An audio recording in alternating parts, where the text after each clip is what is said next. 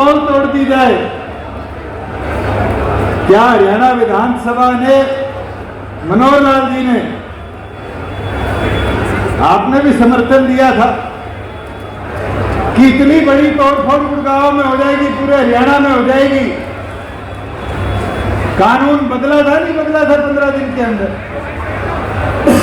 आज अनंतपुर की लड़ाई के लिए भी आप विधानसभा में चुने हुए सदस्य हो, आपको चल रहा है, हम सब भी पुराने सदस्य भी, जो भी पॉलिटिकल पार्टी आप चाहोगे, गवर्नर साहब से सभी लोग विशेष सत्र की मांग करो कि हरियाणा विधानसभा के इस कानून को पारित करने के लिए विशेष सत्र बुलाया जाए और ये हजारों लोगों के आशियानों को तोड़ने के लिए अगर कानून बदलना पड़े तो कानून बदलकर भी हरियाणा की आम जन की आवाज की जो लड़ाई है उसको हम लेकर चले।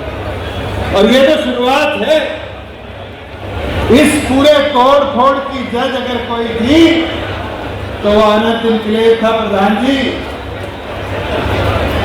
जो एकांत इनकलेव तोड़ा गया, उस एकांत इनकलेव की पिटीशन सुप्रीम कोर्ट में गई तो खोरी तोड़ा गया और खोरी वालों ने अपने मकान बचाने के लिए पिटीशन डाली तो इन लोगों ने अनंतपुर तोड़ दिया। और ये रुकने वाला नहीं है। अगर इसी तरह पीएलपी एक्ट का बात करते हुए कोर्टों के अंदर हलफनामे देकर सरकार कदम उठाएगी, वो दिन दूर नहीं होगा कि आपके पाली तक के गांव को सबको तोड़ने के ऑर्डर सुप्रीम कोर्ट कर देगा। आप पढ़कर देखना, पंचायत एक्ट में एक सुप्रीम कोर्ट की जजमेंट आई थी कि अगर साझे खाते से पंचायत को कोई कार्य करने के लिए जमीन दी गई, चाहे गौ चरान के लिए, वो पंचायत में वेस्ट करेगी। हमने उस कानून को बदला था क्योंकि गुड़गांव के हजारों लोगों के आशियाने टूटने पर आ गए थे। इसी तरीके से हरियाणा सरकार पर हमें दबाव बनाना पड़ेगा कि कानूनी परिवर्तन करा जाए। और साथ ही साथ क्योंकि पार्लियामेंट के सदस्य आ बैठे, मैं आपसे निवेदन करूंगा क्योंकि एनवायरमेंट मिनिस्ट्री के अंदर सरकार इन्वॉल्व है, आपको भी इन पर लड़ाई लड़नी पड़ेगी। मॉनसून सेशन आने वाला है, इस तैयारी के साथ आपको भी जाना पड़ेगा कि पीएलबीए की आर्ट लेकर फॉरेस्ट विभाग जिस तरीके से कार्रवाई गरीब कमेरे के खिलाफ करता है, उस कार्रवाई को भी तुरंत केंद्र सरकार रोकने का काम करे। और हम एकता दिखाएंगे तो जीत हमारी पक्की होगी। सुप्रीम कोर्ट ने ये आदेश में कहीं नहीं लिखा कि तोड़ फोड़ करनी चाहिए। सुप्रीम कोर्ट ने ये आदेश में नहीं लिखा कि गरीबों के मकान जो 30-30 साल पहले से बने हुए हैं उनको तोड़ना चाहिए। सुप्रीम कोर्ट ने तो मात्र ये लिखा था कि अगर फॉरेस्ट पर किसी का कब्जा है और जमीन की मलकियत 30 साल पहले किसी प्राइवेट आदमी के नाम बोलती थी तो उसके ऊपर कार्रवाई ना हो।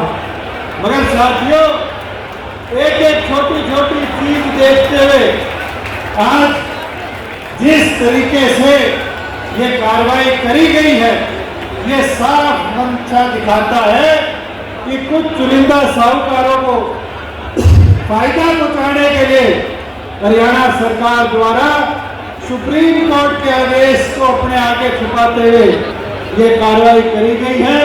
मैं तो दोबारा हमारी पार्टी जननायक जनता पार्टी की तरफ से आपकी इस लड़ाई में पूरा आपका साथ देता हूँ। जलदार साहब, जहाँ हमारी जरूरत मिलेगी, आपने आज आने का आदेश दिया, हम आज आपके बीच में है।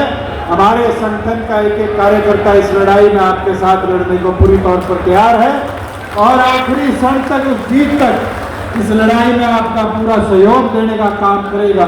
और मैं निवेदन सोलंकी जी से भी करूंगा, क्योंकि दिल्ली का बॉर्डर है, आग यहाँ लगेगी तो कहीं ना कहीं बीजेपी सरकार उसका फायदा दिल्ली में भी उठाएगी। और दिल्ली में भी अंग्रेजों के समय जो लाल डोरे बने थे उनको दोबारा रिवाइव नहीं करा गया हरियाणा की तरह। अगर ये आग यहाँ चले।